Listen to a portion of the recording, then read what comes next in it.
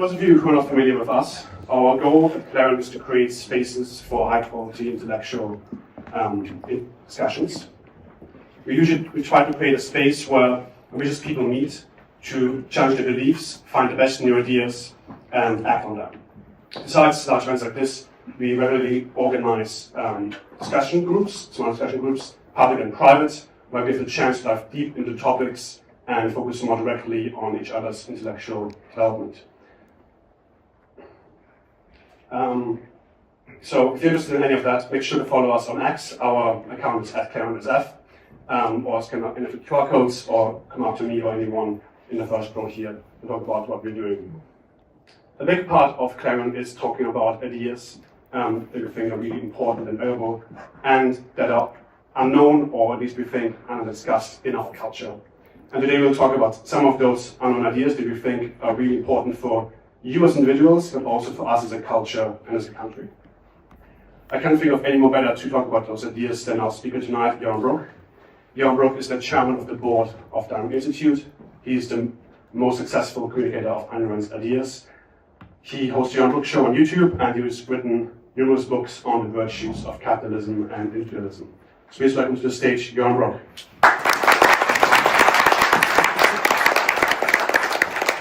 Thank you.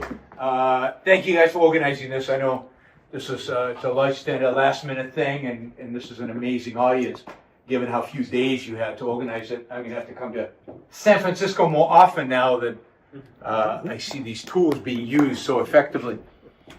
So I love this area. I lived in the Bay Area a long time ago. I was saying I think I'm the oldest guy in the room. So before you were born, I lived in the Bay Area during the first .com bubble, and I love this area. I mean, you guys represent. I don't know particulars, but you guys represent, I think, the most exciting group of people on the planet. You guys are builders. You're makers.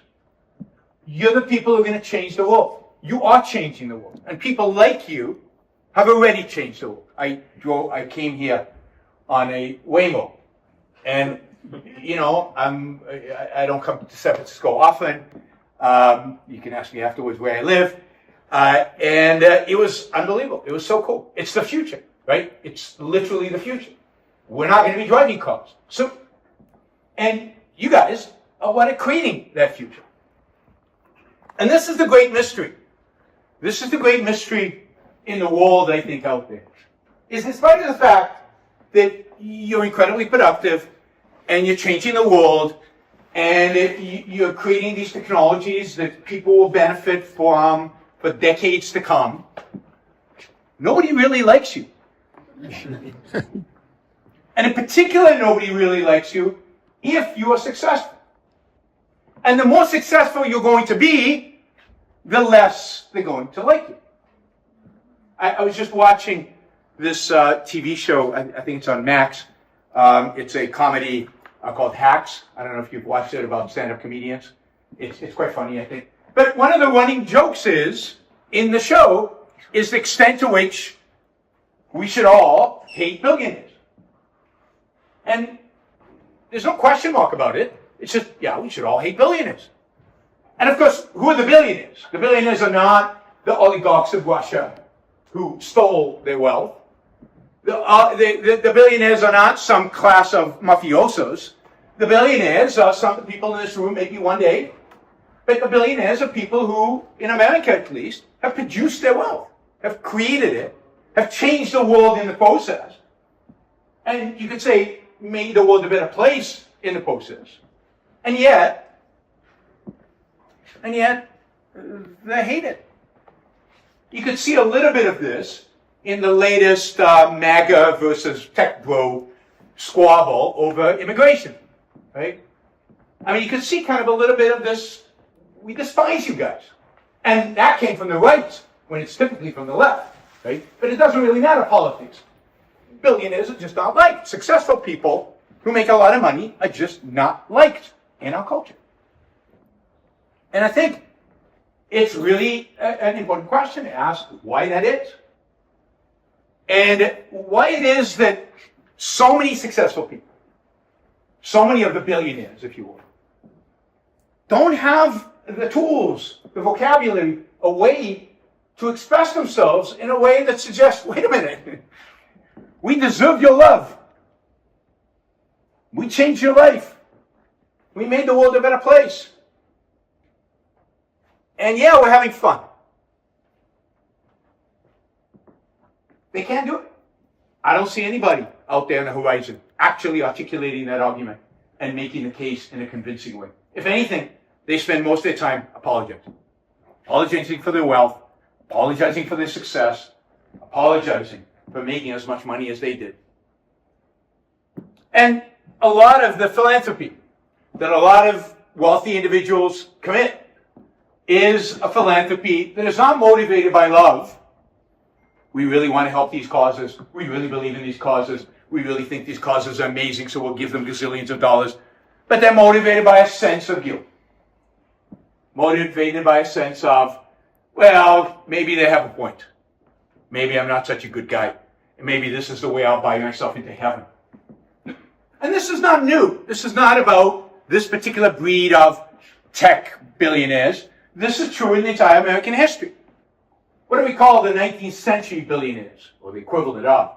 What is the name we give them, the way they're described in our textbooks in our schools? They're called what? Robber barons? Robber barons. Robber barons. These are guys who built this country. Is there San Francisco without the businessmen who created the tools that made it possible for the gold mines to run, including those jeans, right? Levi's. Now he's, I guess, one of the heirs is your man. I mean, is there any place in the United States without the industrialists who built steel mills, without the bankers who funded all that, the equivalent of the venture capitalists of today?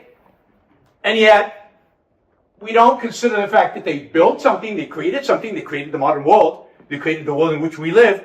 No. They are robber. And why barons? What's associated with barons? Why is that good? That has an emotional impact. Nobility. Because a baron is an aristocrat. It's nobility. And aristocrats, what made an aristocrat an aristocrat? What's the difference between an aristocrat and a businessman? Businessmen create their wealth. Aristocrats inherit it. But where did the original wealth come from if they inherited it? Conquered. Or What's that? conquered. They stole it. They stole it. The only way in the old times to become an aristocrat was to steal the wealth, because it was indeed a zero-sum game. But we don't live in a zero-sum world. We don't live in a zero-sum world. The wealth that we make, that you make, is made how?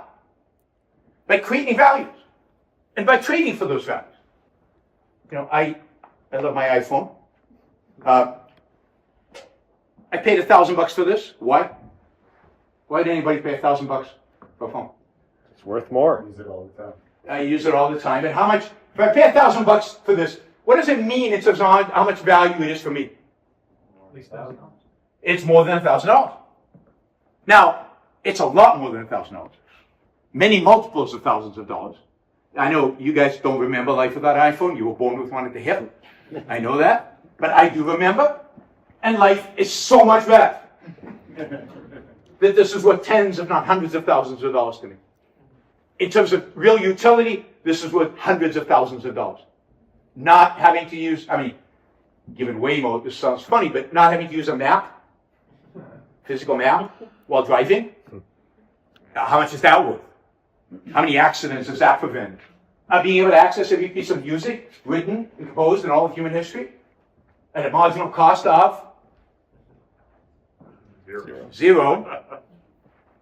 Being able to access all the knowledge, the information, everything else. I mean, I could go on and on. Being able to video, FaceTime or whatever with my kids and tell them a bedtime story by video from around the world, wherever I travel. How much is that worth? You want to put a dollar amount on that one? Yeah. I mean, we take it all for granted. But just a little bit a while ago, 15 years, 16, a little bit more, 17 years ago, it didn't exist. You're creating the technologies of the future.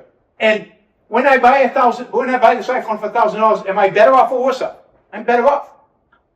Is Apple better off? Apple's better off. Who got exploited? Win-win. I'm better, they're better. You can ask me in the Q&A about all the kids exploited. That's fine. I've got answers to every one of those questions. I've put them all before. You can ask me. But in that transaction, nobody got exploited. And I would argue across the entire supply chain, very few get exploited, and the way to solve the exploitation problem is not for you to stop buying iPhones. You'll only increase exploitation, not decrease it, by stopping to buy iPhones.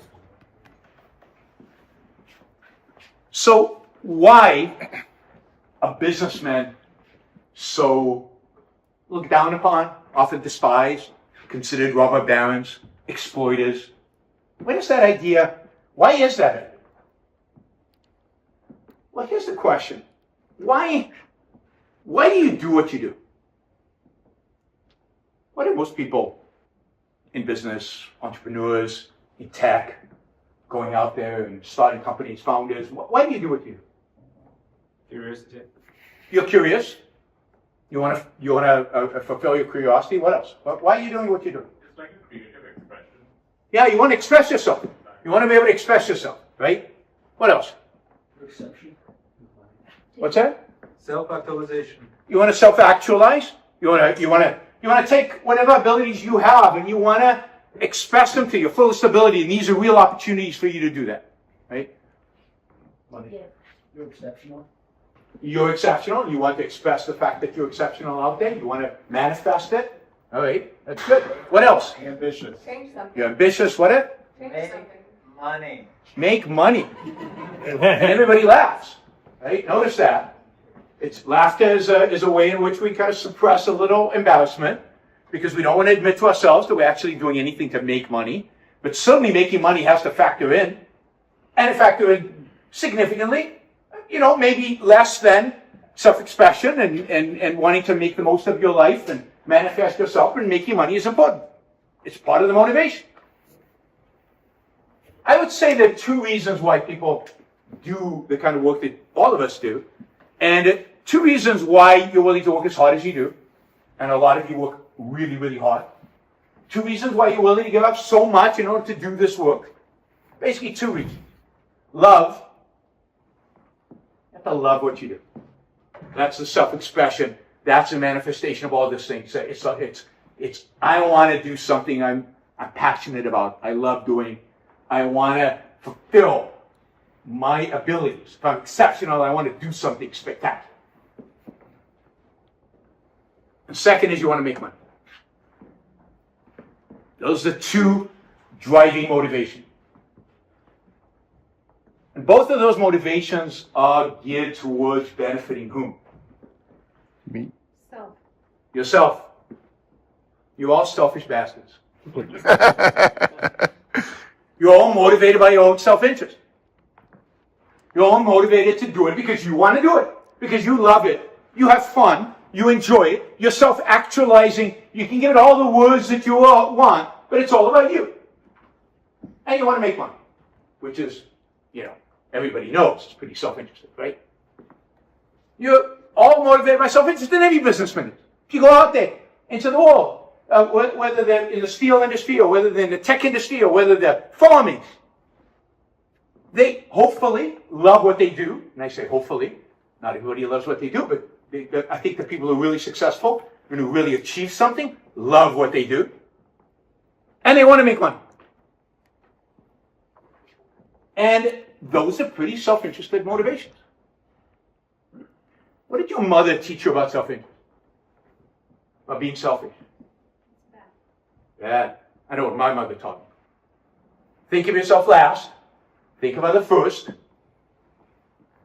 She never meant it. Good Jewish mother, right? She didn't mean it. She wanted me to be successful. And to be successful, you have to think of yourself, right? But that is what we're taught to say. What we're taught to say, what we're taught is the good, what we're taught is morality, is not to think of yourself. To be what? Selfless. We're taught to be selfless. Our entire code and our culture. Nobody practices this. Granted, nobody lives up to it. That's part of the gimmick. The entire code of the culture is to be selfless. To be altruistic. Now you can be not just altruistic, but you can be effectively altruistic. I'm sure some of you here are adherents, if not heard of effective altruism. But altruism is the idea that the purpose of life, fundamental idea of altruism, is the purpose of life, the moral purpose of life. And morality is something important.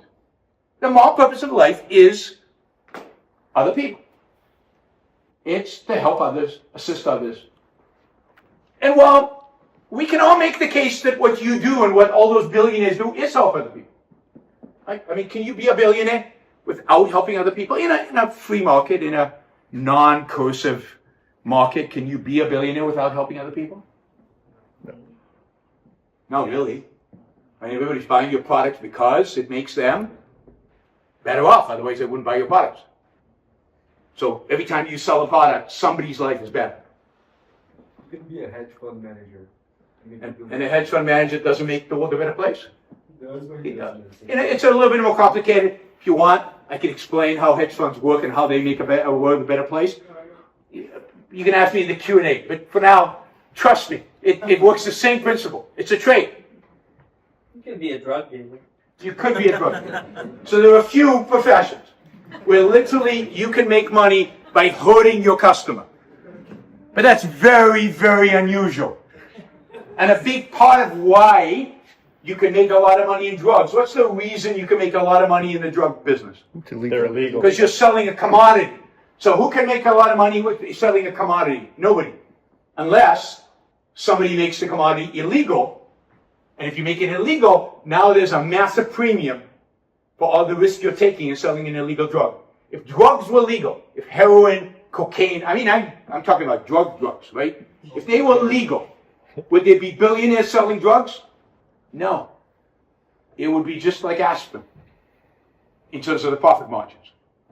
Competition would drive the profit margins to zero or close to zero. Nobody would be a billionaire selling heroin. So what makes heroin, what makes these bad things profitable is the fact that they're illegal. At least that's the case with drugs. So you can be a billionaire. I mean, think about any one of our billionaires, and you can be a billionaire without having hundreds of millions of people buying your product, and by buying your product, their lives are better. Otherwise, they wouldn't buy. Why would I buy something that makes my life worse? I'm buying stuff that make my life better. So by the very fact that somebody's a millionaire, they've impacted hundreds of millions of people's lives. There's almost no other way to be a billionaire. Now, Elon Musk is a little different because he hasn't affected that many people's lives yet. And he's a billionaire out of the anticipation, because the market is assuming that he will affect hundreds of millions of people's lives in the future. Space travel, electric cars, whatever. Right? So, the argument that we benefit everybody, that successful people, that billionaires, that wealthy entrepreneurs benefit everybody, that doesn't convince anybody. Because everybody knows that the motivation is self-interest. And self-interest in our world, in our culture, self-interest is viewed as a vice, not a virtue. Self-interest is viewed as something evil and bad. And even when entrepreneurs start giving all their money away, why are they not liked? Even after they've given a lot of their money away. Like, I don't know, Bill Gates is like one of the most hated people in the world today for all kinds of reasons. But he's like giving his money away. And he can't buy any love. Why is that? He's not suffering enough.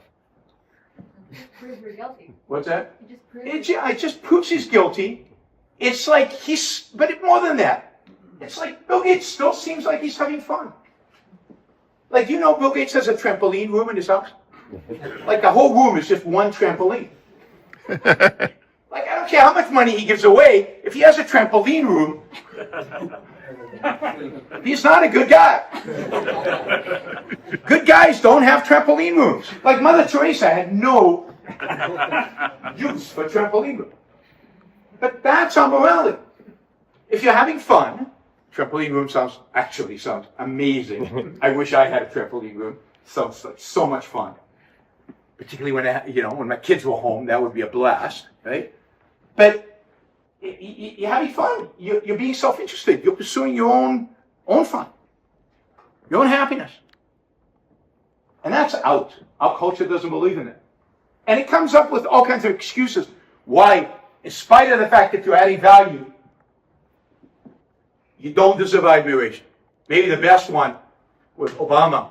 I think Obama's best speech, at least best speech in terms of communication and power, was a speech he gave, I think it was 2014 or 2012. It was called, basically, where he talked about, you didn't build it. I don't know if you've heard this speech, but you didn't build that. Whatever it is you built, right? I know a lot of you are building stuff right now. Obama's telling you, you didn't do that. You're just an accident of your genes, right? You have a particular DNA. That's why you are what you are. And you grew up in a particular environment.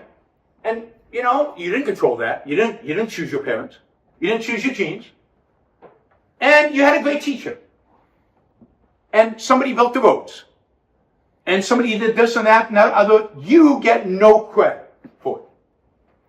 So even if people are successful and they see the value they create, then the story is, well, you're not responsible for it. So you might work really hard. You might really invest. You might think hard about the product you're making and about the value you're creating in the world. You might really plan and work 16-hour days, 7 days a week, but it's not you. It's just that DNA that you have by accident has created what it is. You have no say in it. Now that's nuts. Your DNA, sure, plays a bit of a role. And I'm sure the kind of parents you had plays some bit of a role. Although I know people who have horrible parents who've done phenomenally well. A number of people who have great parents who've done phenomenally well, and the opposite. So I don't know exactly how this plays out. But there's one factor that nobody ever mentions, right? There's the nature-nurture debate, right? Is it DNA or is it your environment? What determines who you are? What's missing? Your will. You. Like the choices you make. Like the decisions you come to. You are not just a robot. I know some of you are building robots. You are not a robot. You are not determined. You are not just a product of something external to you. You are what you create. You are what you make of yourself. And I know it's not popular these days to believe in free will, but you have it whether you acknowledge it or not. You make choices. Good choices lead to good outcomes ultimately. You get to shape your life. You get to bring meaning to your life. So the idea that you didn't build that is ludicrous. You do build it. And therefore, you deserve credit for it. But to really get that credit for it, we need to rethink our whole conception of what is moral. Morality is an important thing. Morality is kind of a guide to life. It's like, tells you what's good and what's evil, what's right and what's wrong.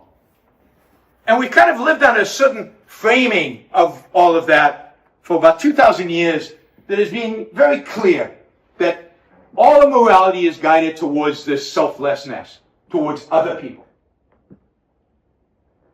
But that doesn't really answer the real crux of what morality is really for. We're a unique species. We're not born with a DNA that guides how we survive and how we live. We're not born with a knowledge of how to survive in the world. Like, I take any one of you and I pluck you down into the Amazon. And if you just rely on your DNA and what's programmed in you, how long will it take for you to die? A week. 1 day, a week, not very long. But yet, I'm sure that if I plucked this entire group onto the Amazon, some of you will survive and survive quite well. What will you have to do in order to survive? Use reason. Use your mind. You'll have to think. You'd have to create. You'd have to figure stuff out. You'd have to find solutions to problems that you face. We're not programmed because you take an animal Either their programming works in this environment or it doesn't work in this environment. If it doesn't work, they die. If it works, they thrive. Human beings will adapt, will adjust, because we have this amazing tool called our mind, our reasoning capacity, that can adjust to the environment that we see. You all know Yuval Noah Harari, famous philosopher out there. He's got this TED Talk where he says, you put a chimpanzee and a human being on a desert island, and he says, the chimpanzee will do great, and the human being will die. And with all due respect to Yuval, that's nuts. The chimpanzee will only thrive if the desert island happens to be accommodating to the programming that the chimpanzee has, to the environment that its DNA evolved in order to live by. If there's no food on the island that the chimpanzee can identify as food, he will die. The human being will adapt. He'll rediscover new food. He'll change his environment to fit his needs. The human being is the one who will thrive. The chimpanzee is the one who will die. Because we have the capacity to reason. Now, because of that, if we're going to have a morality is a guide to what is good and what is not. Based on what criteria? Well, what I would say, what we need is a guide to what allows us to survive in this world and what will kill us. Generally, what will kill us is evil and bad. What will allow us to thrive is good. And we need to be taught that. Because the world is much more complex than just a desert island. We're not going to just figure it out on the fly. What kind of life do we want to live? So we need to recalibrate or rethink what morality is, to think in terms of how do we survive? How do we thrive? How do we float as human beings? What is the way in which we can live the best life that we can live? Not how do we sacrifice to other people? How do we take care of other people? That might be a piece of it. The question of how do we relate to others. But the fundamental is, how do we live? Because we don't know. It's not obvious. Philosophers have been thinking about this for thousands of years. How do we live? As individuals. What's that? As individuals. Yeah, but how? As individuals doing what? We need guide. We need a guide. We need a guide to tell us what is good and what is bad under principles. And this is what morality is for. Those principles that lead to life, those principles we want are good. Those principles that lead to death are ones that we want to avoid. Those principles that encourage us or promote our success, our flourishing, our happiness are good. Those that are anti all that are evil. So, morality should be a guide to living. It should be a guide to living a good life. It should be focused on our self-interest. Not just on how we treat other people, but how we treat ourselves. Morality exists on a desert island. On a desert island, you have to make choices about how you're going to live. If you're going to live. Even though there's nobody else there. So, it's time to rethink and maybe abandon that old morality that only focuses on being selfless. I mean, the main question with the morality of selflessness is, why? Why should I be selfless? Why shouldn't I live for myself? I mean, all I've got is me. I don't know about you guys, but all I have is my life. And you only have one of it. You don't get a second chance.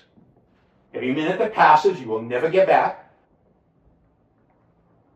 As you get older, you realize this more and more. You don't get reruns. You don't get an afterlife. This is it. Why not make the most of this? Why not make this the best that it can be? And how do you do that? Well, first, by using the tool that we've been given to be able to survive. You know, we're a pretty pathetic animal. Talked about this before. We're pretty pathetic. If you look around the room, You guys are pathetic. You're weak. You're slow. You have no claws, no fangs. I put you against the saber-toothed tiger. Who wins? 1-on-1, the saber-toothed tiger beats you. And yet, here we are as a species sitting in a comfortable room with lights, and I don't know, this is what, a crypto space, talking about AI and all kinds. Last time I saw a saber-toothed tiger was in a museum somewhere. What made it possible for us to be here and him to be dead is your mind, is our ability to reason, our ability to think.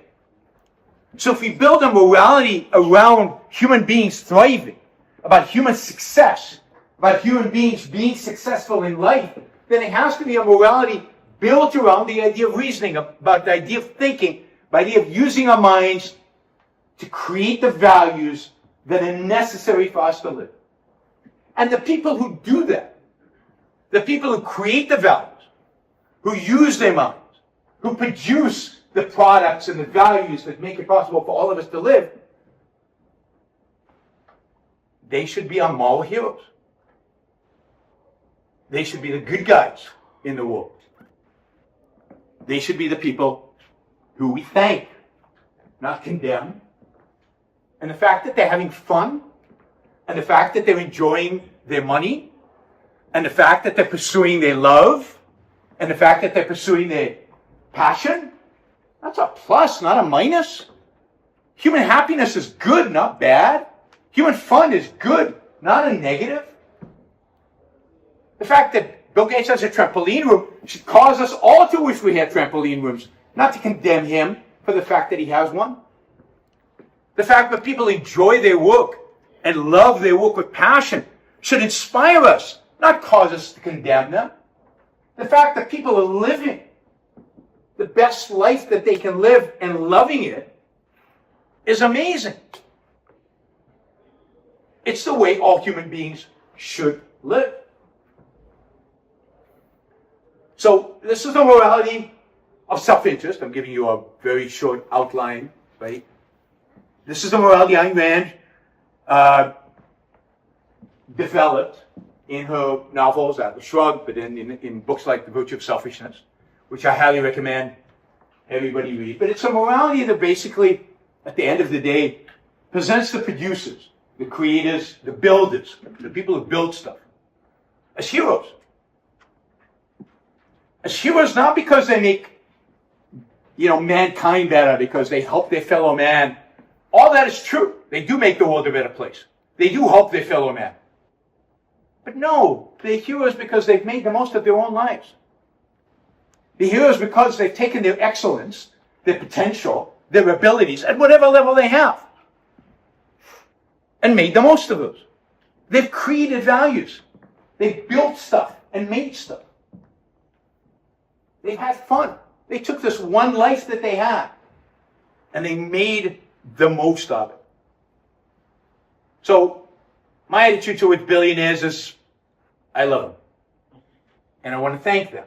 And I want to thank you guys. Not because you are billionaires. I don't think we have any billionaires in the room. But because you might be billionaires. One day. And that'll mean that you will have had a profound impact on my life. So thank you. Thanks.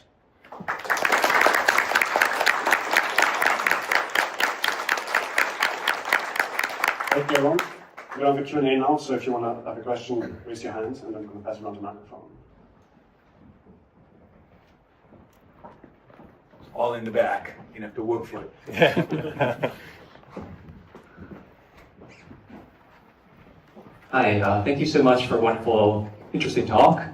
I was wondering, it seems like believing that this theory is true would require believing that giving people what they want is always a good thing, because that's what people will pay for. So if that's presupposed, what if people want something like drugs, for example? That was one example. Another example might be social media. Like a lot of kids that I know personally are addicted to social media. So I'm wondering how you address that. Like, is giving people what they demand always moral? So, no, it's not. It's not always moral. But here's the point. who is best positioned to decide what is best for me? And put aside children right now. We'll get to children in a second. Who is best positioned to decide what is good for me? Me. I might be wrong. And I might be suicidal. Like most drug addicts, I think, in the end, suicidal. But that's my business. And as I said, I think today's environment that creates enormous profits for drug business is why drug business makes so much money. If it was legal, it wouldn't be making so much money. Nobody's in a better position to decide what's good. You know, I remember a long, long time ago, people used to buy something called pet rocks. You guys don't know. These are rocks that they behaved like pets too. And it was like, these people are nuts. This isn't good for them. But who am I to say it's not good for that person? For that person, they might read, I don't know what they get out of it. What do people get out of little silly dolls and little silly decorations that I don't understand? I'm not in a position to make those decisions for them. Only they can make those decisions. Social media, or children who are addicted to social media. Certainly when it comes to children that don't have the capacity to know what's good for them. And this is where being a parent gets hard. Your job as a parent is to try to project to your children what is good for them and limit their access to things that are bad for them. And the fact that many of us as parents default on that responsibility is more the parents' fault than anybody else's. So, sure, you can create scenarios in which you are selling stuff to people who are not using it appropriately, are not making, or not benefiting ultimately from it. But that is ultimately their responsibility, not yours. But I would say, you know, when you go for a career, when you go and make something and build something, try to make something and build something you're going to be proud of. Right? We talked about love, that you love, right? And if you really think, oh, I'm building this thing, I'm selling it, but people are really worse off because of it, then it's not going to be as much fun and you're not going to enjoy it as much, and don't do it. Right? Like, if you're, I don't know, in the cigarette business and you discover cigarette causes cancer, I suggest you switch careers. It probably becomes a lot less fun once you realize that what you're doing is actually hurting people. So pursue, you know, your self-interest, but your self-interest is not just money. We talked about this before, right? Your self-interest is money, but it's also what? Love, passion, interest, challenge, excitement. And that is not consistent with hurting other people. Not because you're sacrificing to other people, because other people are value. I mean, you guys all look nice. I don't want to hurt you, even if I'm going to make a buck off it. Money is not the primary. Money is the consequence, and money goes hand in hand with that, pursuing your interest and your challenge and your passion.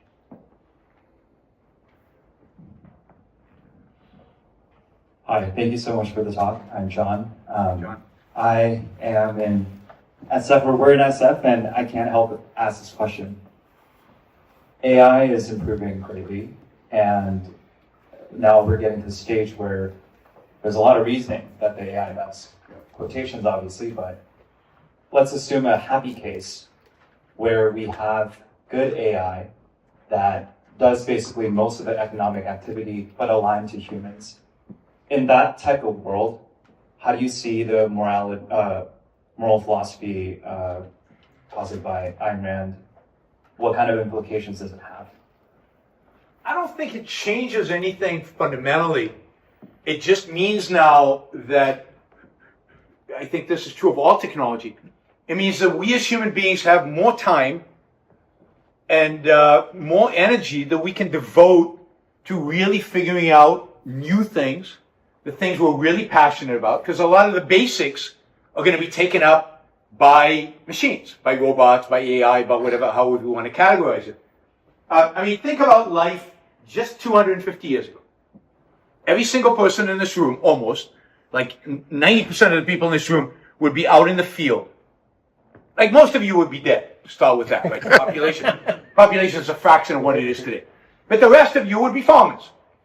Or you would be blacksmiths. And you would literally be working from sunrise to sunset. And then there'd be no electricity, you'd basically go to sleep. Life sucked. I think that's a technical term. It sucked.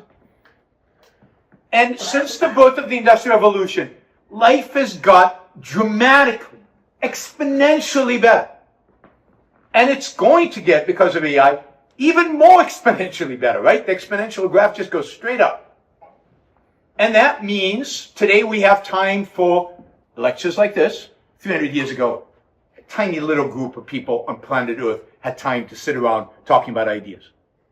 We have time for vacations and restaurants. And, you know, restaurants, when was the first restaurant ever in the world? Like in the 18th century, and today there's like a gazillion of them, and we spend a lot of our time and resources on eating out. That was unheard of even 50 years ago, never mind 300 years ago. We go on vacations. Vacations is a modern concept. There were no vacations 150 years ago. Nobody went on vacations, again, except for the aristocrats. So our life will change in dramatic ways, which will allow us to be more self-expressive, to be more time to be able to really find what we're passionate about, less with the drudgery of planting seeds, less with the plow, and more with the brain. You know, physical work will disappear. Robots will do it all.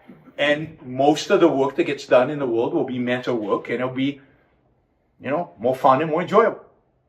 So I see, as long as the interests are aligned and AI doesn't, you know, somebody doesn't use AI to kill us all, you know, if the interests are really aligned, then technology will enhance our lives, and it'll just free up more time for us to explore more fascinating, interesting new things.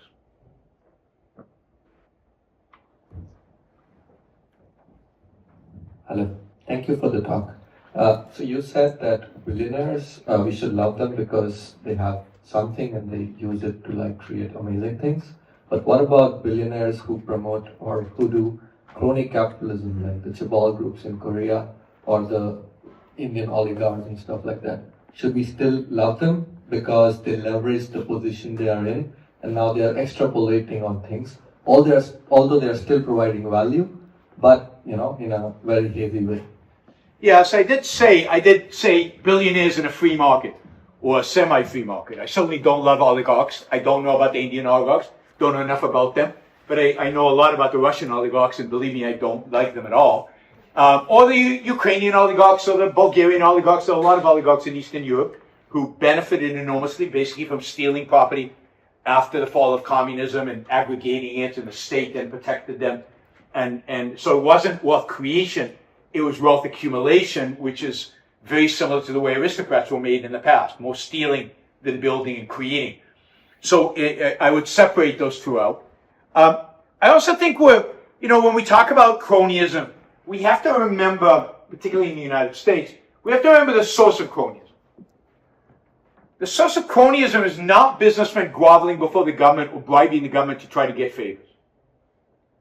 The source of cronyism is the government coming to the businessman with a gun and saying, you better behave yourself, and then the businessmen, defending themselves, and often, sadly, that defense morphs into, yeah, we want to manipulate the system in our favor. But it always begins with the government coming to them with force. You saw this with Zuckerberg, being dragged in front of Congress. Congress, these people who've never run a business, never employed anybody, don't know anything about economics or how businesses run or how businesses manage, yelling and educating Zuckerberg about how to run his business, about what to do and what he cannot do. And then he's saying, okay, if you're going to regulate me, then here's my proposal for regulations. And, slowly you see a merger. And you see him being influenced by them. But he would have never gone to Washington unless they invited him. I don't think it's an invitation. Forced him to come. The best example of this is a famous story about Microsoft. Microsoft in the early 1990s was the largest corporation in the world by market cap. It spent on lobbying exactly $0. They had no lawyers, no presence in D.C., nothing. And they're invited to Washington, and they sit in front of a congressional hearing, a Senate hearing, and Orrin Hatch, the senator from Utah, gets up, and he starts yelling at them. He says, you guys need to be here in Washington. You need to start lobbying. You need to build a headquarters here. You need to have offices here. You need a presence in Washington, D.C. Who do you think you are?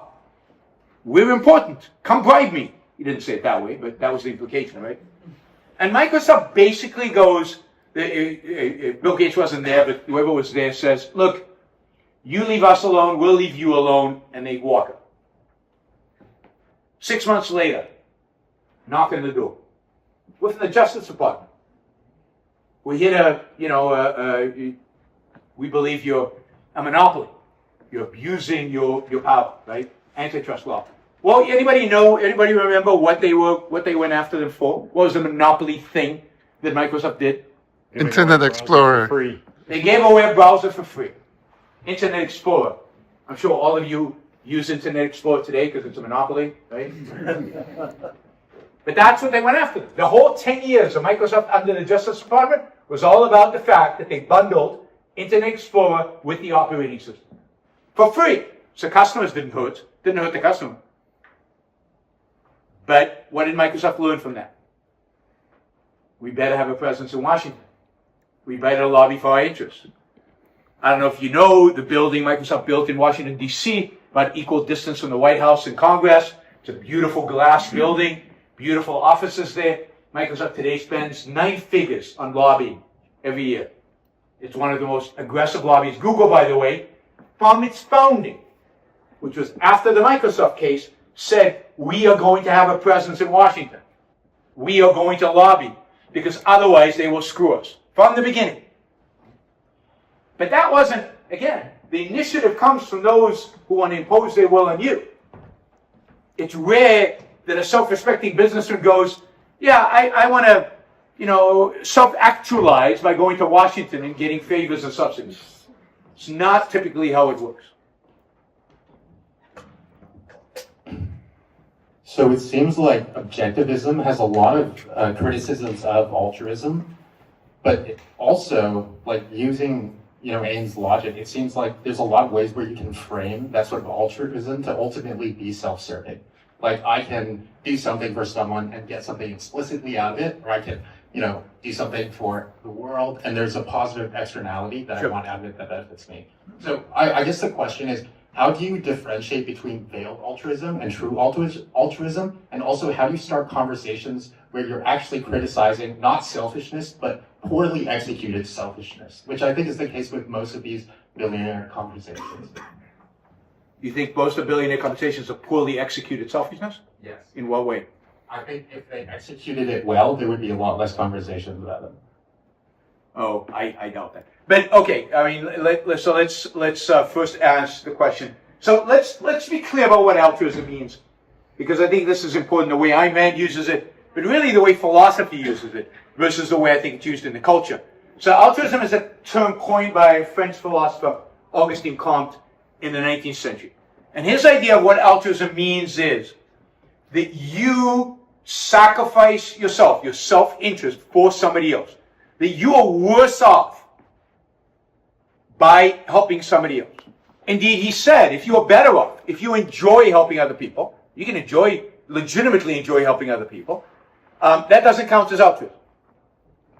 And indeed, I think that's the way implicitly the culture views it. Like, who helped more people? Who helped more people in the world? Bill Gates or Mother Teresa? Bill Gates. Not the front row. Everybody else. Who helped more people? Bill Gates or Mother Teresa? I mean, Bill Gates is not even close. Bill Gates sold billions of products that made billions of people's lives better off. And even the poorest tribe in Africa that gets aid shipped to it from from Europe and the US, the people who ship the aid are using a Microsoft product to figure out the logistics of getting it there, right? And if it's not a Microsoft product, it's running on a Microsoft machine. It's somehow linked to Microsoft. So the people who are getting the aid, the people who've never seen a computer, are benefiting from the fact that the aid agencies have computers. So the aid gets there faster, cheaper, better. Everybody in the supply chain benefits from Bill Gates. But why is Bill Gates not considered a moral hero? because he made money at it. Well, trampoline helps. Doesn't help his case. But the fact is, he made money off of it. So the fact that he benefited from helping other people rules it out as altruistic. Whereas Mother Teresa helped very few people, but she suffered doing it. She had a horrible, miserable life helping other people. So she's a saint. She's great. The builders, the creators, the people who actually benefit mankind, but at the same time make money at it, they don't count morally. And Mother Teresa does. So one indication, so the way in which altruism is used by philosophers is that it has to be a real net loss. If it's a net gain, then it's not clearly altruistic. Now for Rand, for something to be self-interested, it has to be rational. It has to be based on reason. You have to have a reason. So just saying, I did it because it felt good, is not, in Ayn Rand's view, being self-interested. Feeling good is not good enough. You have to be able to explain why it's good for you. That is, it makes your life better. It's positive in terms of its survival value, or its value to your flourishing. So, take the example of before. Taking drugs might feel good. Yeah, I get high. But is that moral? Is that selfish? Ayn Rand would say taking drugs is not selfish. Why? Because it's self-destructive. Because ultimately, if you understand the effect drugs have on you over time, it will destroy you. So even though it makes you feel good, it's selfless. It's self-denying. Because it's leading towards destruction and not towards health and success and flourishing. So the standard is an objectively, rationally, what is good for you qua human being, as a human being? What leads to your flourishing and what leads to your destruction? And, sometimes we don't know. And it's very difficult to judge other people in that sense, because you don't know other people's motivation, and you don't know what kind of thinking they've gone through in the choices that they made. But you can certainly tell about yourself, and that's what's important. What you should choose is a rational life that is guided towards your own flourishing, your own success at living. Does that answer the question? Yeah.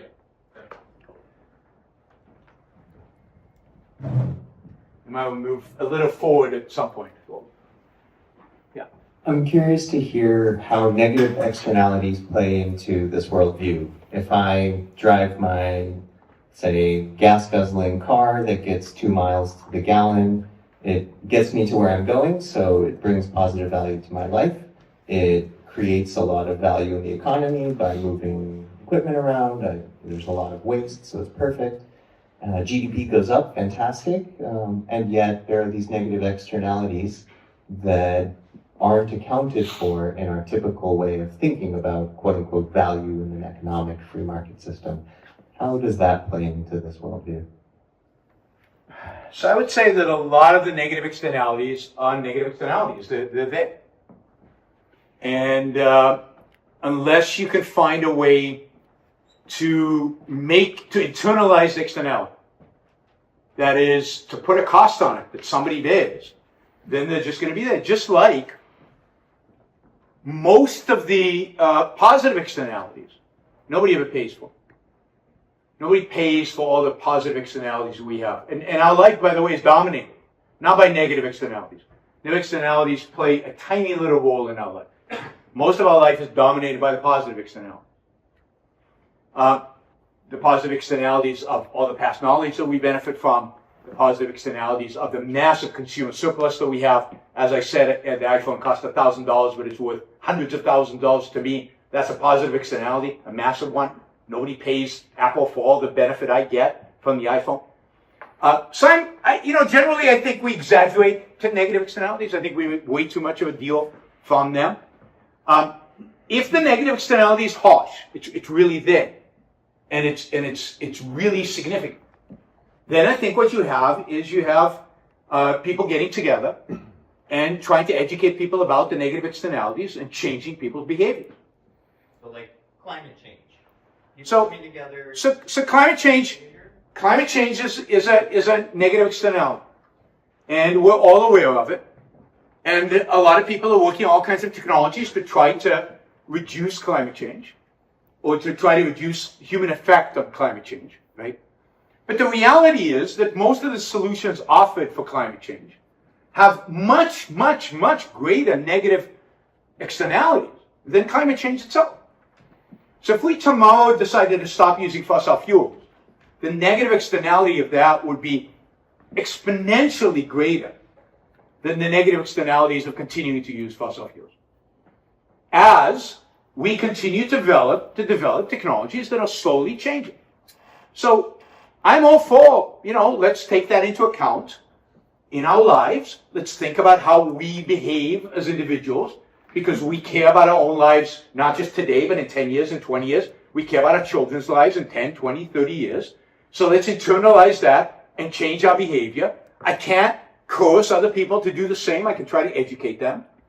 And let's try to create technologies and use our ingenuity to solve these kind of problems.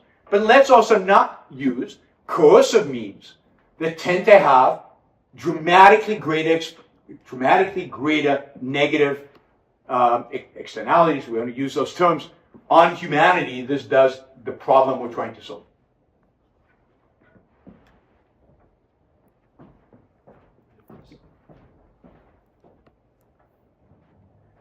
Hi, so my question is, how do we not get shot? And it's funny, but I think it's very real. The reason I say that is because I think what's going to happen to the economy is that's going to get automated, and there'll be a great labor shift. And I've seen it myself. When you automate someone's jobs, there's a sense of desperation in them. And can I make my next paycheck? Can I, pay tuition, stuff like that, right? So I think it's nice that you love billionaires, but when that mob gets in front of your house and people are desperate, they won't. Yeah, the funny thing is that I've heard that story, I'm old, so I've heard it for decades now. If you read a little bit of history, you know that the fear of the mob has dominated people's thinking, even in the in the 19th century. What are we going to do when people lose those jobs at the hand sewing or hand weaving or whatever? And they're going to lose those jobs, and they lose those jobs. And yeah, it's tough on people when they have to restructure. But the reality of technology is, whether and this has been true for the last 250 years, the reality of the technology is that it makes human life better for everybody, pretty much. Even if it means in the short run, people are worse off, in the long run, they're better off. And part of our job is to educate them about that, the fact that they're better off long term. But they realize it pretty quickly. There've never been a revolution because of technology. Anti-technology revolution. There have been attempts by Luddites to burn down factories and stuff like that, but very few businessmen have been shot because of these issues. Because life actually gets better. Now, and we also live in a world in which we've created, for better or worse, mostly for worse, I think, we've created a massive welfare state that shields people from the consequences of what's happening. I think that builds resentment. I think it doesn't allow for the adjustment that everybody needs to go through in order to benefit from the changes of technology. But it shields them, it protects them, it gives them time, supposedly, or it reinforces their desire for stagnation, as the case, I think, is. So I wouldn't worry too much about you guys being shot.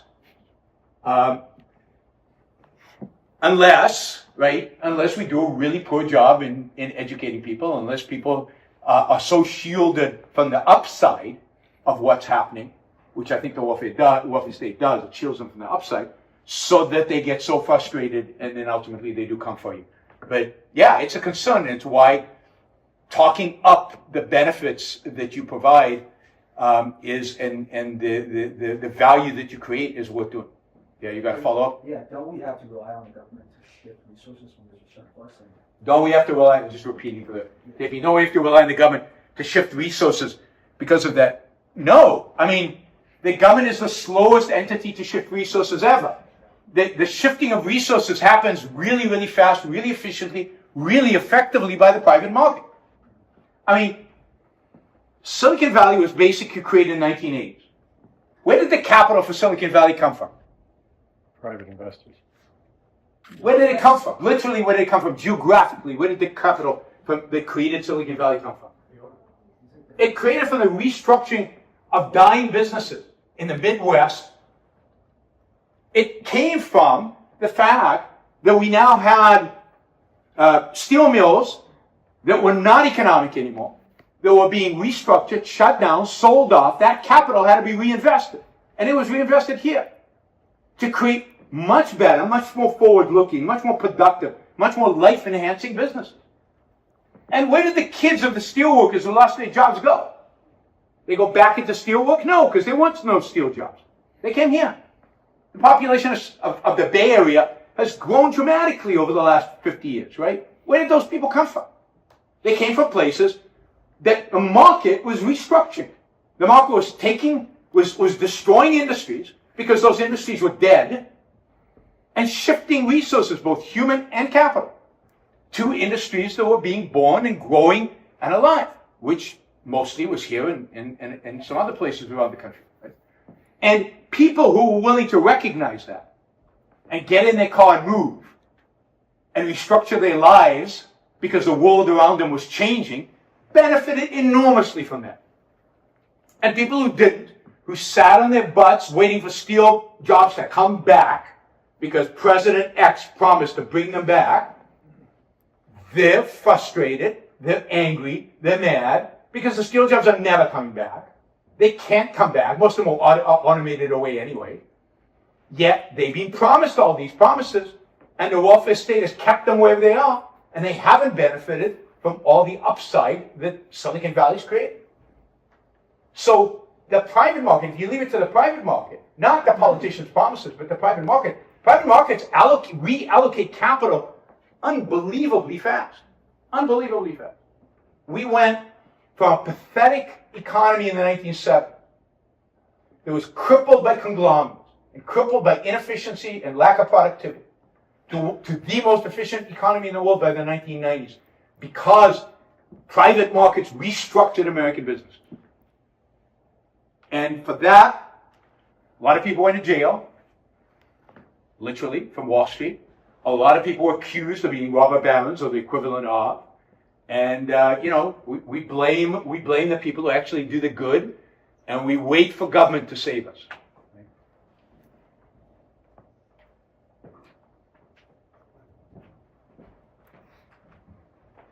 Thank you. First of all, thank you for the very passionate talk and very stimulating. Before actually asking you a question, I wanted to ask you about your intent. What's your selfish intent actually coming here? And I doubt it's telling us to love billionaires, right? There's zero utility in that. What brings you here? I'm a teacher. So somebody said self-actualization. My self-actualization is to communicate. It's to teach. I love conveying ideas and seeing your responses. Some of you hate me. Some of you love me. That's okay. I've done this many times. I know exactly what it's like. I love getting the response from you and hopefully changing a few minds. And it's not about even changing minds. I love getting you to think. I love the energy that other people are starting to think, discovering new ideas, being exposed to an idea for the first time, generates, right? I get a kick out of that. That's what I enjoy doing. Now, I hope that over time, what that does is make the world a better place. That is, if I can inspire you guys to be a little bit more productive, if I can inspire you guys to be a little bit more proud of your work that you do, and you yourself a little bit more positive, then if your attitude towards yourself changes, then I think the world's attitude towards you ultimately will change. If the world's attitude towards you changes, you will become even more productive than you are. I will benefit enormously from future iPhones and future Waymos and future AI and future all this. If you don't believe in yourself, if you feel guilty about your own success, if you demean your own challenges, the world would view you that way as well. And I will benefit a lot less because you will be a lot less productive. And governments and the rest of the world will not let you be as productive as you can be. So my goal is a better world for me, my kids, the people I love. And, I like human beings. So I like the fact that you guys will live in a better world as well. Thank you. So this puts a really nice emphasis on the individual and the impact on the collective, right? And the actual question is, you mentioned that the government is a very slow and inefficient thing to move resources, you move surplus, all of these things. Except in some parts of the world, we create these hyperstructures that are dictatorships, authoritarian type of regimes that are actually phenomenal at being efficient. Unfortunately, you see the war in Ukraine. I'm from Ukraine. We see Russia doing a phenomenal job at managing the economy and surviving sanctions and all of these things. So what's your take on it? God. I think it's the exact opposite. Authoritarian regimes are terrible at managing resources, are terrible at get anything done. Russia is a basket case right now. You think the Russian economy is doing well? That's because you don't live there. For anybody who's actually living there, the economy is a disaster. Standard of living have plummeted. Inflation is through the roof. Interest rates are 24%. You try to start a business when you have to pay interest at 24%, right? There's no entrepreneurship. There's no innovation. There's nothing new being created. All the resources are going into building the military. The military sucks. Now, somebody who, you haven't heard my background, somebody who has fought against T-72s. T-72s are like shit. Like, Western equipment is several generations better than Russian military equipment. So there's nothing about authoritarianism that produces things efficiently and well. One of the reasons I think China's overrated is because it's authoritarian. 10 years ago, when it actually had liberated its economy and much of its tech sector was fairly free, was fairly unregulated, they could do pretty much whatever they want, they were left alone, they were going gangbusters and they were innovating and they were producing amazing stuff. Over the last 10 years, Xi has slowly shut down whatever freedom existed. You know how many significant startups China had last year? I saw this graph of The Economist. 0. Tech startups of any significance, right? And you think you can innovate without startups? You think you can innovate without the competitive juices that startups produce? And without the freedom of people to do new things and create new stuff without a bureaucrat sitting over your shoulder watching what you do? Authoritarian regimes are a disaster at allocating resources. Can I actually counter? And yeah, sure. And by the way, one of the worst measures we have in economics, is GDP. GDP is what we all use to measure economic success, GDP per capita, GDP growth, GDP this, GDP that. You know what GDP was in the United States? GDP growth in the United States was in 1942, the first year in which the United States was in World War II. What was GDP growth in the United States? Half the male population was sent overseas to fight in a war. All the productive resources were put into building weapons, right? What is GDP growth? 12%. 12%. What was the standard of living? Did it go up or down? It collapsed, right? You were in the trenches, you were a guy, and if you were home, all the money was going to build weapons. You had nothing. Yeah, GDP went up. GDP in Russia is going up. Standard of living is collapsed. Yeah, they're fine. Well, because a lot of people in the world are fine with, dying slowly. I mean, a huge percentage of the human population seems to be fine with dying slowly. That doesn't make it good. That doesn't make it something we should aspire to. That should make those of us who love life want to avoid and want to resist and want to stop. And, the Russians who are not fine with it, what have they done? They left. Hundreds of thousands of them left. And and it's going to take a lot to get them back because they don't want that kind of A lot are actually coming back. But anyway, the point that I wanted to counter is the China growth, because this is an interesting one for everyone here in the audience.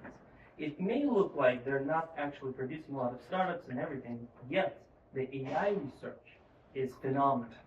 The AI research might be phenomenal in China, but to take that research and turn it into products requires innovative thinking and it requires entrepreneurial attitude.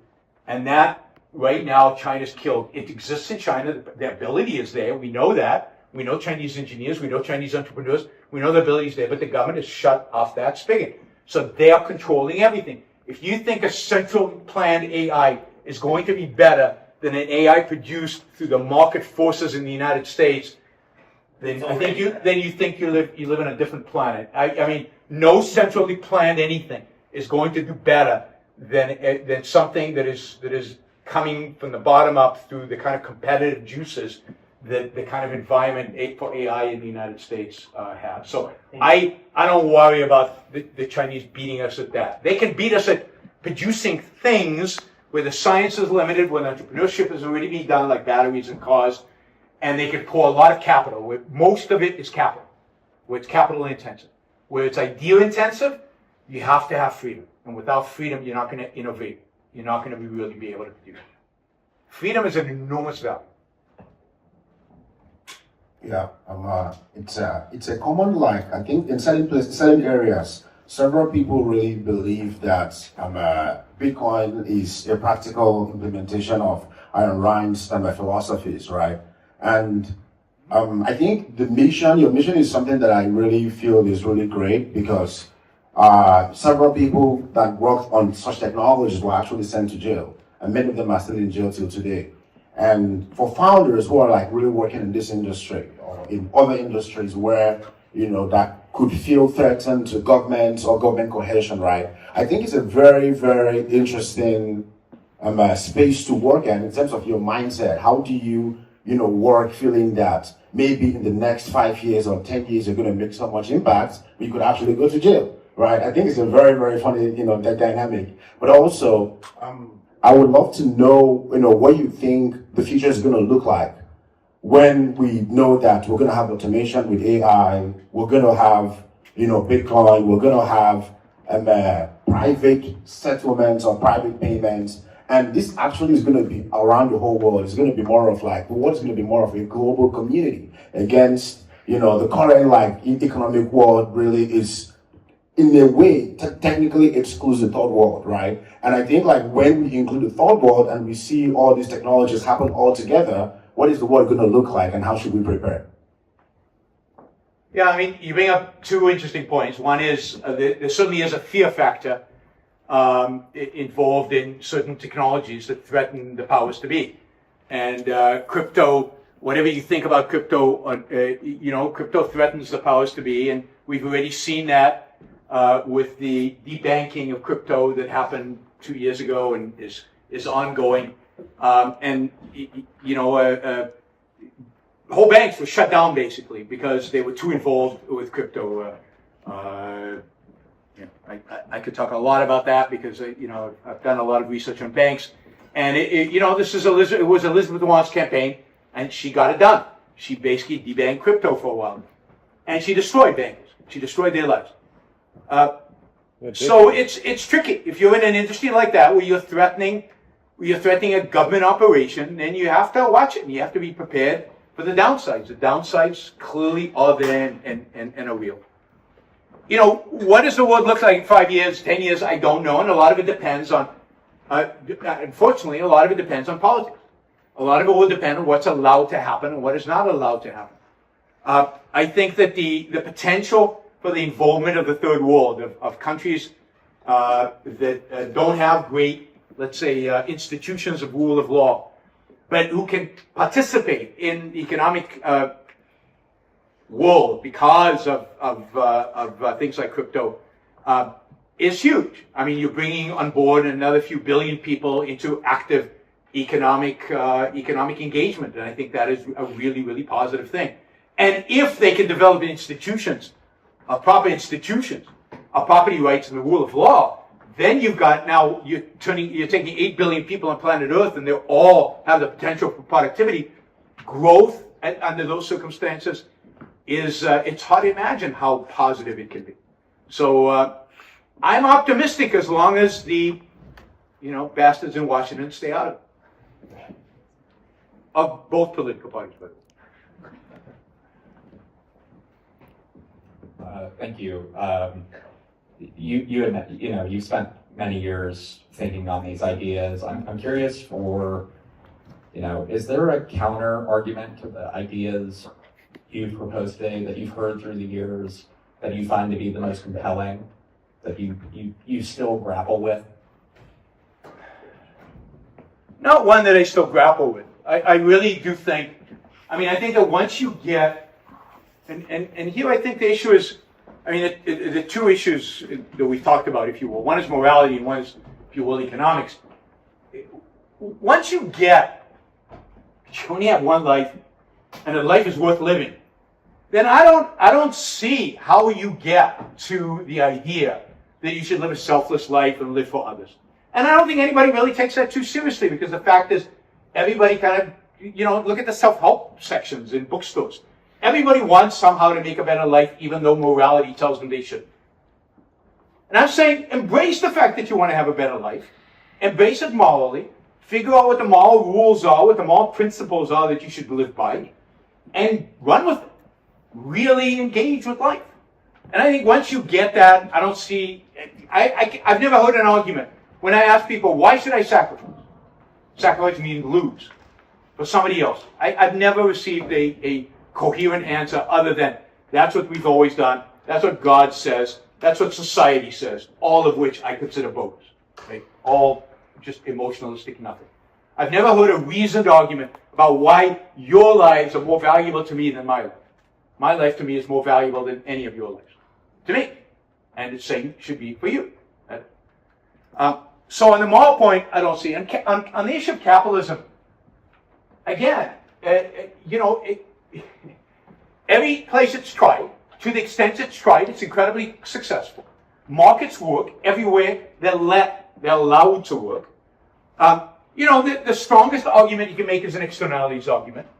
And I think if you actually play out the externalities, you can see that the argument ultimately falls apart. And even under the worst case scenario of externalities, capitalism is the best solution. If you take it in a holistic way, if you take all the outcomes of what you would do to remedy the externality and how that violates capitalism, violates property rights, and all the implications of that, you would see that capitalism still produces the optimal outcome. And if your life matters to you, if you become an egoist, right? If you buy into the idea of self-interest, then look, capitalism is the only system appropriate for people who believe in their own life, because it's the only system that says nobody can coerce you.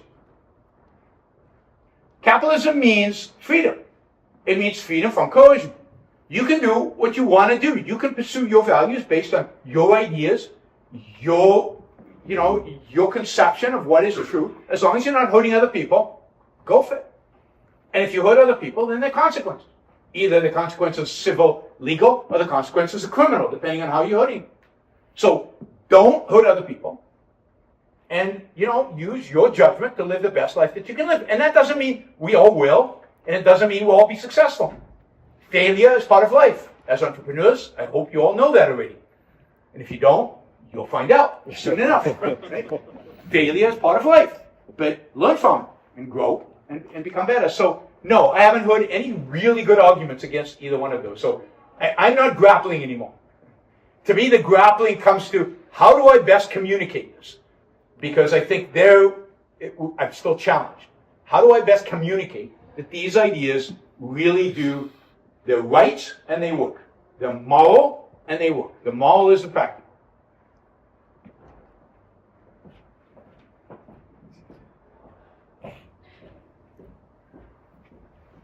Thanks so much for coming in. I think my question is trying to get at what is morally good, because it sounds like what's morally good is what's self-interested to me, but also on top of that, there seems to be some type of rational argument that I can make that this is good for the world. Is that right?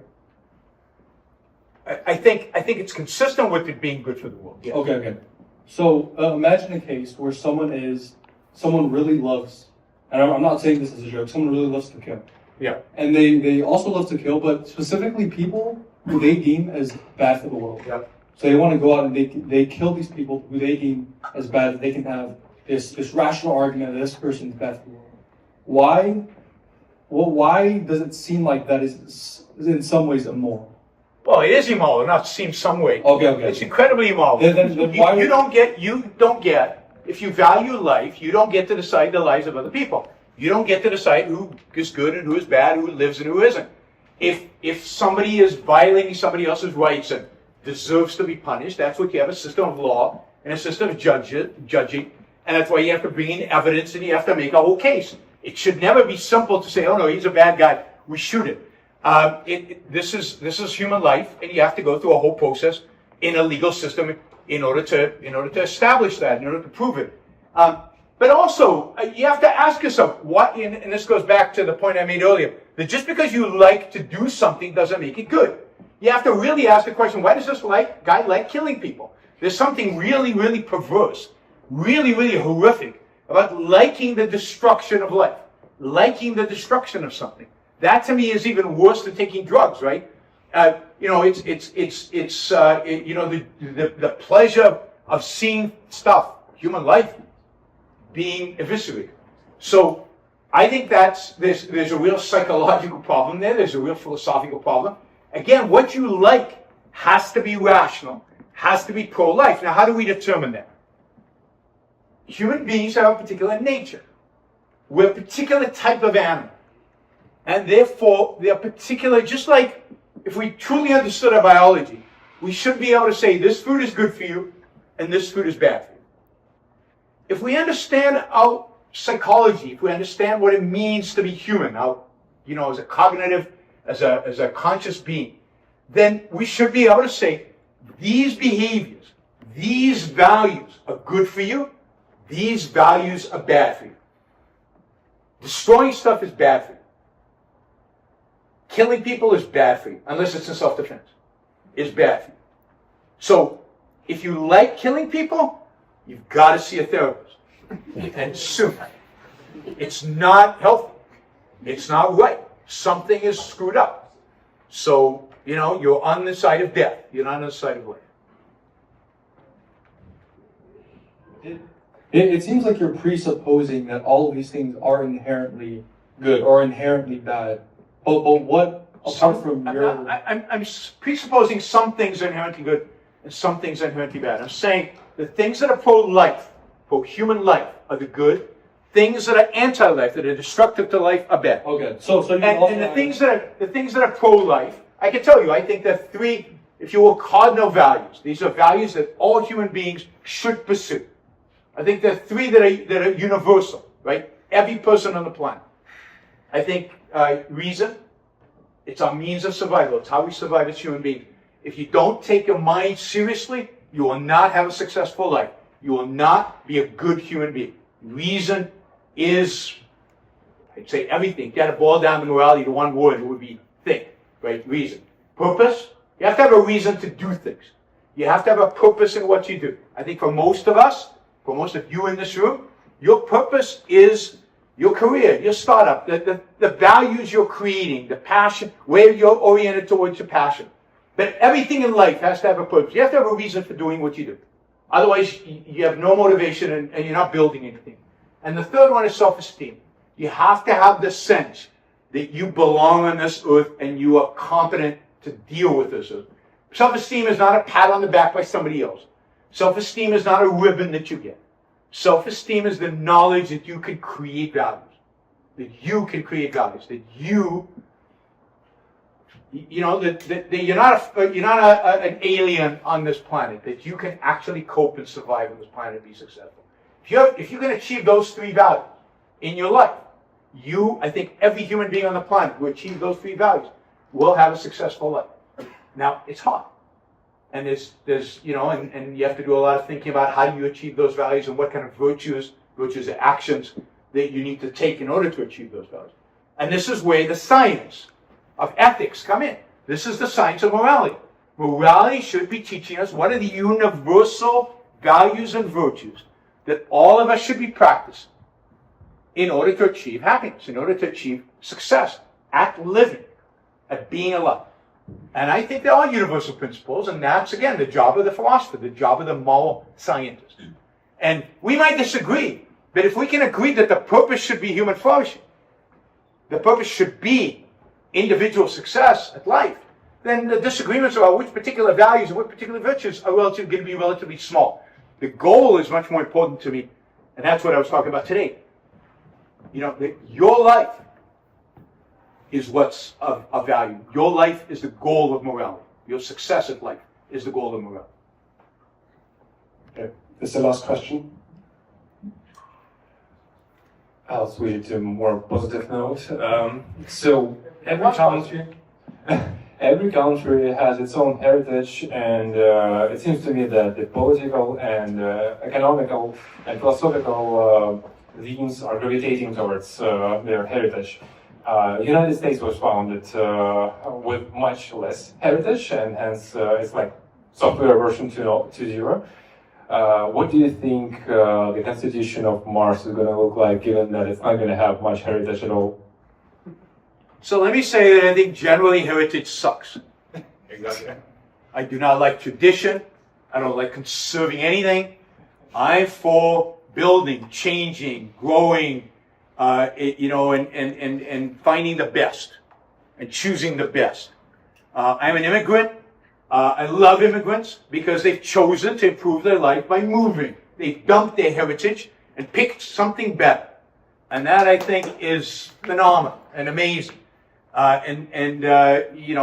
We should embrace, because I think America is, whether the current administration likes it or not, this is a land of immigrants. This is a land built on the idea that heritage doesn't matter. Aristocrats don't matter.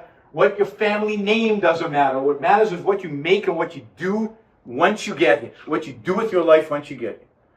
And my hope is that a Mars Constitution or some whatever Constitution is going to be, the American Constitution improved by 250 years of knowledge about what can go wrong. And we know a lot can go wrong. The American Constitution is a shadow of what it was originally. Much of it is being violated, and remnants of it still survive. Well, let's figure out why it was violated. Let's figure out what the founders got wrong, and I say wrong with hesitancy because they did the best damn job they could given the state of knowledge 250 years ago. We know so much more today than they did 250 years ago, that we should be able to write a better constitution on the same principle. To me, the most important political document in all of human history is the Declaration of Independence, not the Constitution. And if we can take the Declaration of Independence and write a constitution that is even more loyal to it than the American Constitution is, and I think you can, that would be my ideal for what a constitution would look like on Mars. Now, whether we will get that, I am highly, highly, highly skeptical. Certainly Elon Musk doesn't agree with me. I mean, his vision for a Mars colony is some kind of participatory democracy, which I think is an absolutely unmitigated disaster. I can hope, but Elon Musk actually does. So I fear that his vision is going to be the one that wins up. But don't you love him? What's that? Don't you love him, though? I have not that I know him, but I have a love-hate relationship with him. I mean, there are moments where he just is an inspiration. It's like he's stunningly brilliant, and he just says stuff that nobody else will say. I mean, there was this, I think it was during COVID. Somebody asked him, what are the regulators in all these countries going to do when Starlink is up, and what are they going to do about the internet? About controlling the internet? And he says they'll shake their fist at the sky. I thought that was like one of the most brilliant things you could say if you understand what that, these thugs trying to, they can't control it. Now, of course, they can, as we saw with Brazil. Starlink caved completely out of Brazil, and so did Twitter ultimately. He'll come out and say great things about free speech vis-a-vis Brazil, right? And you say, oh, finally, somebody's standing up for politicians, and then a month later he caves completely, and Twitter gives everything Brazil wanted to give them. And he loves Donald Trump. I don't get it, right? So, he says good things about immigrants, and then he backs off and says, oh, we only want the 0.1%, as if anybody knows how to identify the 0.1%, or the founder of NVIDIA came as a kid. How would you even identify him as a kid as a 0.1%? And you can go on and on and on about the contradictions within him. I love him, sometimes, and I hate him other times, and that's the world. All right, thank you guys. Thank you.